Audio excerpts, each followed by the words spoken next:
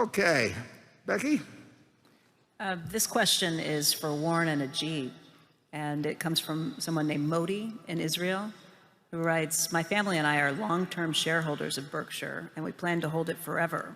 We like that the current management thinks in the long term to increase shareholder intrinsic value, but we aren't sure that at the time of the management change, the new management will act the same way you do.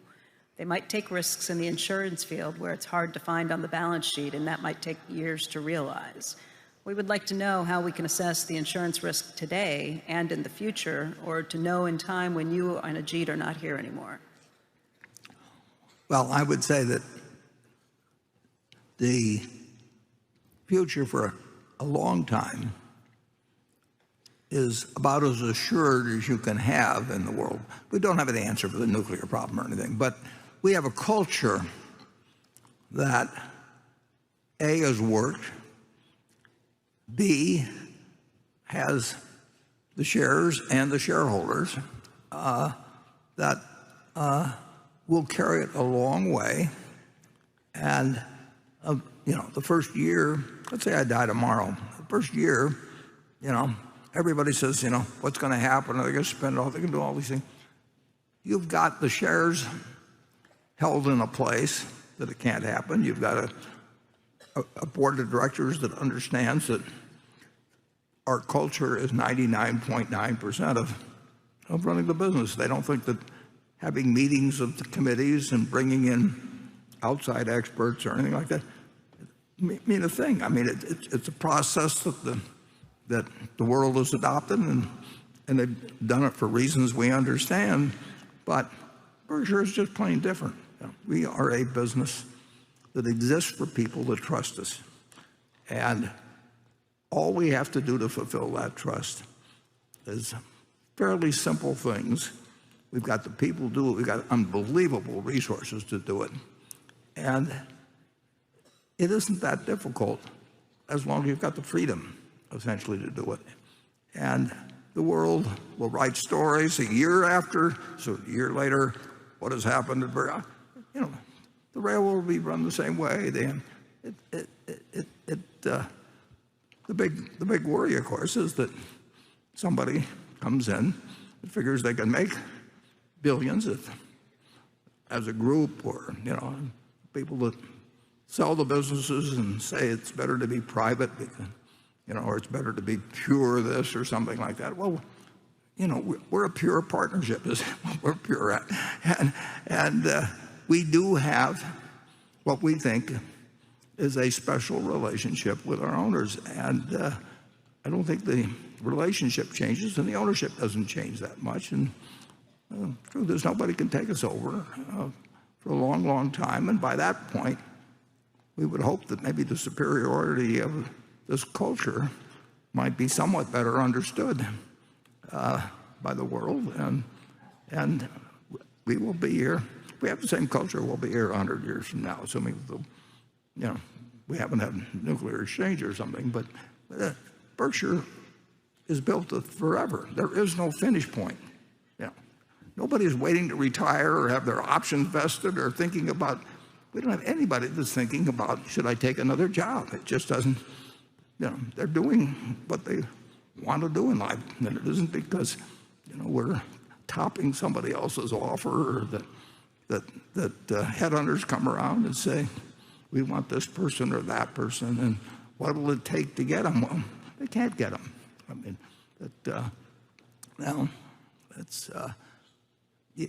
I don't know whether we could build it again, but we've got it, and we didn't know we were building it exactly when we took over. When we had a lousy textile mill. I mean, it isn't like Charlie and I sat down. He didn't happen to be in Berkshire, but he was my partner and everything, and so we were mental partners. We didn't sit down and work out some plan that said, well, we'll run the dumb textile business for 20 years and then we'll finally have to fold it, or then we'll do this and that and everything. We just kept putting one foot in front of the other, but we did know how we felt about running a public company. And one thing we wanted to do always was we wanted to have people that were in sync with us. We didn't really want that group I saw in the Flamingo, in 1952. We wanted people who trusted us. And we started, in my case, in a partnership. We started with 7. Charlie started a partnership. And this is the same thing. We didn't go to institutions, and we didn't pay fees to people to bring in money or anything like that. We sat down with people. In my case, I handed them a little sheet of paper, and it said the ground rules. And I wanted to be sure we were on the same page. I said, you don't have to read the partnership agreement. I mean, there's no way in the world I would be taking advantage of it. You shouldn't be here if you think I did. But I do want you to be on the same page and measuring me by the same yardsticks I measure myself. And those people stayed with me. And they're still, sure, they're their children, their children's children, they're shareholders of Berkshire, but they're partners. And it'd be hard to do that again, but I would do it with whatever. If I were going to be in this field, I would try and do the same thing. I would try to find people that trusted me. And I don't want to be with people that are saying, how'd you do versus the S&P, last month, or, what's your long short position or anything like that. I sold securities for 3 years, and I just didn't want to be in that position where essentially they thought maybe that I could do things that I couldn't do. So I finally found a way to get a few people. I mean, I didn't actually stumble into it, but a few people that trusted me, and they just gave me their money, and we've lived happily ever after. So it's the new management's got them. And the management after them, and the management after them, they're just, excuse me, they're just custodians of a culture that's embedded. The owners believe in it. People that work there believe in it.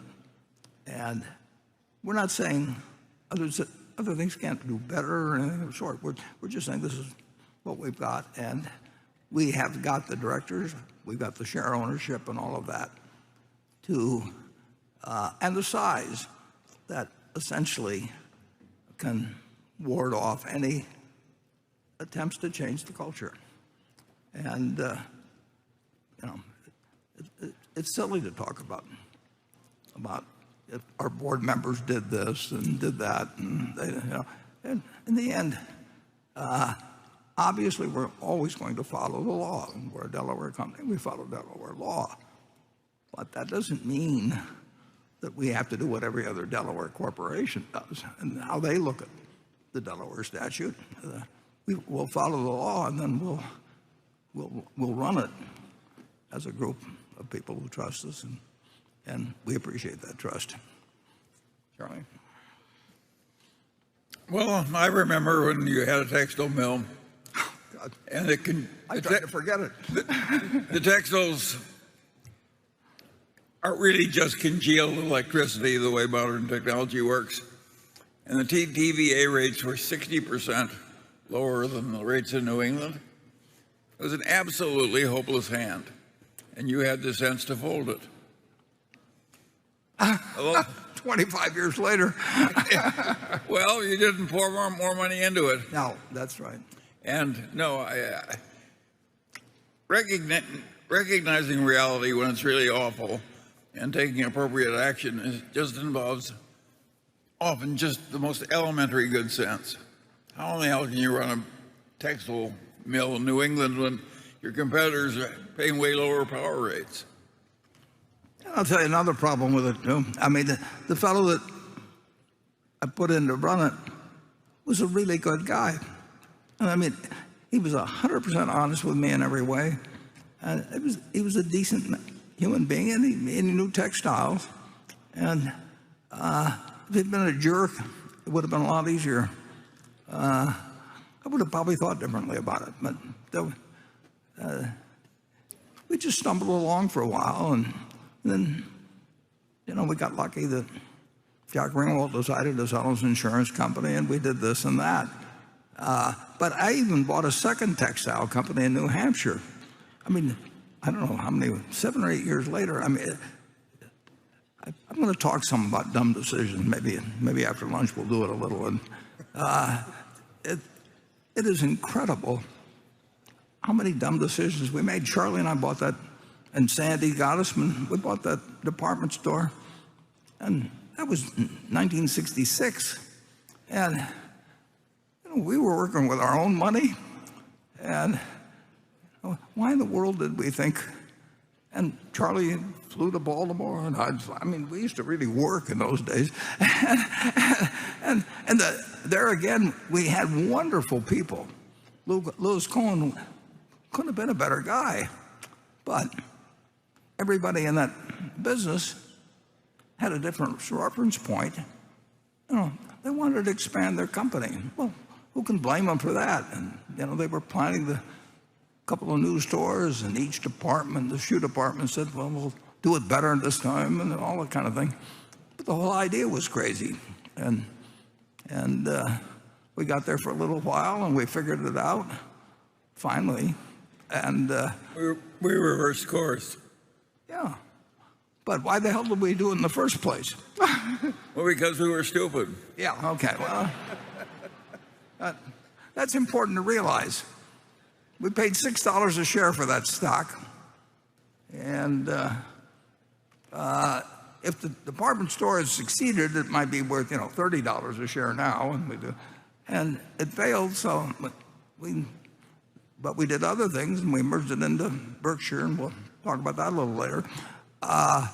And I don't know whether it's $150,000 a share now or something like that from the $6. So if it succeeded, we would have maybe made a few dollars, and because it failed, we made hundreds of thousands of dollars per share. But that's the way life is. You just keep going, and keep learning. That's the secret. Keep learning. Keep learning. Keep learning. And you can say, why would it take guys that long to learn? And well, we got a few minutes before lunch. Let's address that problem, because I did bring something along on that. There have been, well, I started buying stocks when I was 11. I've been reading every book in the library on it. I loved it.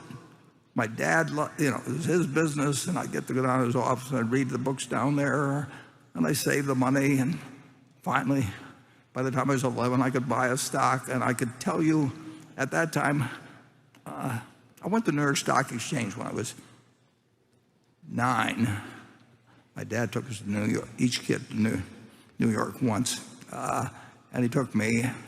I went to the New York Stock Exchange, and I was in awe of it. I could tell you how the specialist system worked and the odd lot arrangements, and I could tell you history of finance and all of these things. And then I got very interested in technical analysis and charted stocks, and did all kinds of crazy things, hours and hours and hours, and saved money to buy other stocks, and tried shorting, and I just did everything. And then when I was either 19 or 20, and I can't remember exactly where I did it or something, I picked up a book someplace. It wasn't a textbook at school, but it was in Lincoln, Nebraska. And I looked at this book, and I saw one paragraph, and it told me I'd been doing everything wrong. I just had the whole approach wrong. I thought I was in the business of trying to pick stocks that would go up, and in one paragraph, I saw that was totally foolish, and I left. I brought something that it's really interesting. Let's put up. What do we call this chart?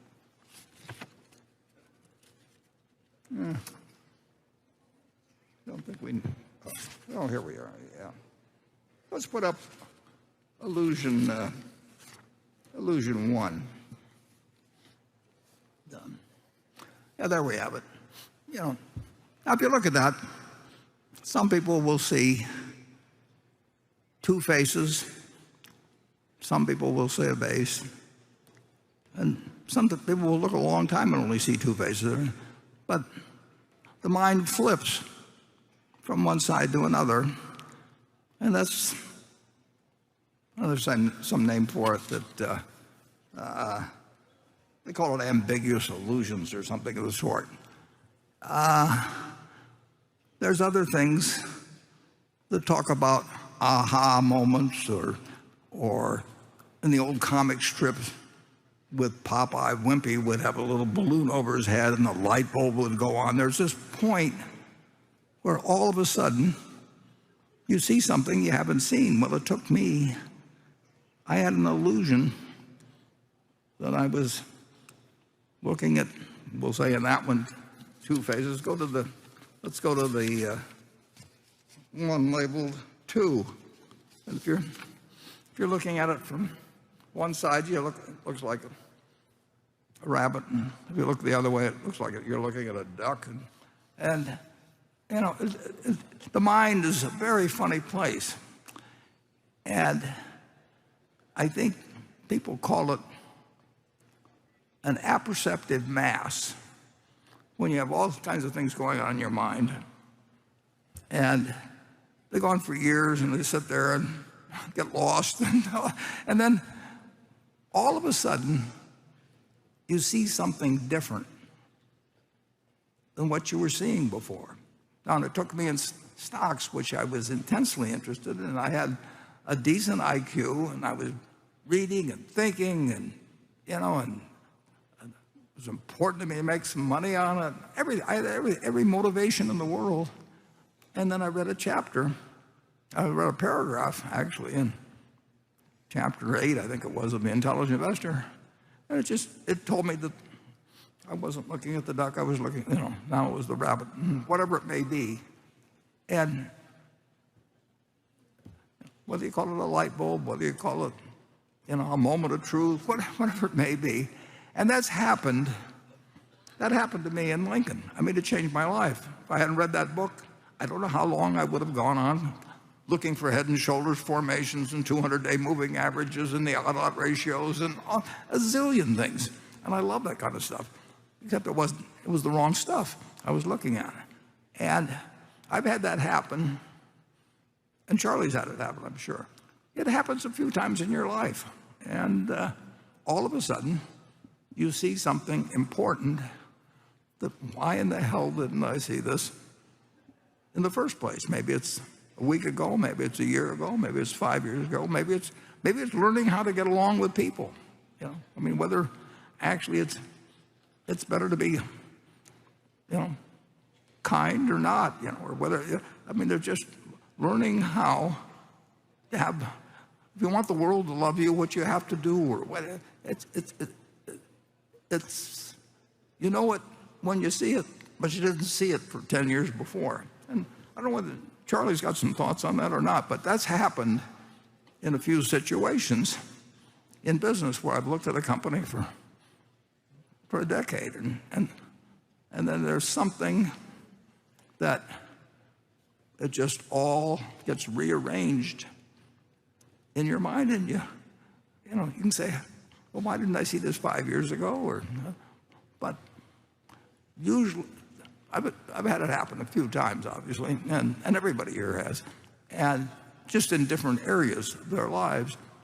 And you think, how could I have been so stupid? Well, that's what Charlie's, when he was in the law practice, he had a partner, Roy Tolles, and every smart guy that would get in trouble, usually it was guys, and usually it was with women, they'd come into the office and they'd look, down-faced and everything, and they'd say, it seemed like a good idea at the time, I mean, and their lives unraveled, in many cases. So there is that apperceptive mass that's sitting in there inside somehow, And every now and then it produces some insight. It's better actually if it produces insight into your behavior than whether it produces insight to make money. I mean, and some people never get it. And they wonder why whether their kids hate them or whether there's nobody in the world that would give a damn whether they live or die. In fact, they prefer they die because then they've been courting them for their art collection or whatever it may be. It's just, Charlie would say, just write your obituary and reverse engineer it. And not a crazy idea. Charlie, I don't know, what do you know about apperceptive masses, which are optical illusions? Well, I know that that's the way the brain works, and that it's easy to get it wrong.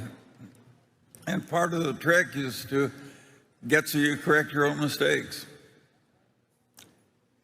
And we've done a lot of that. Yeah. Frequently, way too late. Yeah, we've done better with the mistakes than we have with the reasonably good ideas.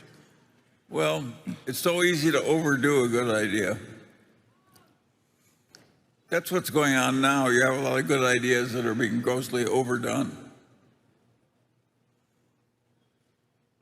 Well, just tell me about one that hasn't been, but tell me later when the crowd isn't listening. That's where. Well, look what happened to Robin Hood, from its peak to its trough. Wasn't that pretty obvious that something like that was going to happen? Tell me again what it should have Robin Hood, when it came out and it went public and got lured everybody in all the short-term gambling and big commissions and hidden kickbacks and so on and so on. It was disgusting. Yeah. And it says so last year, and they got mad at you, and they sold a bunch of their stock, and they got the money, and yeah, but now it's unraveling. Yeah. God is getting just. But a lot of the insiders have they've gotten a lot of money from it. I mean, they were big sellers, as I remember. That may be, but yeah, there's been some justice. Well, I have to agree with that. But it's a good idea to go around making enemies of people, though. That's another question, which we do. Is it wise to criticize people at all? Probably not, but I can't help it. Well, and here's the smartest guy I know, and he's 98, and he hasn't figured it out yet. So, I mean, give up. Enjoy. Well, with that, we'll go to lunch, and we'll try to come back wiser at 1 o'clock. And thank you.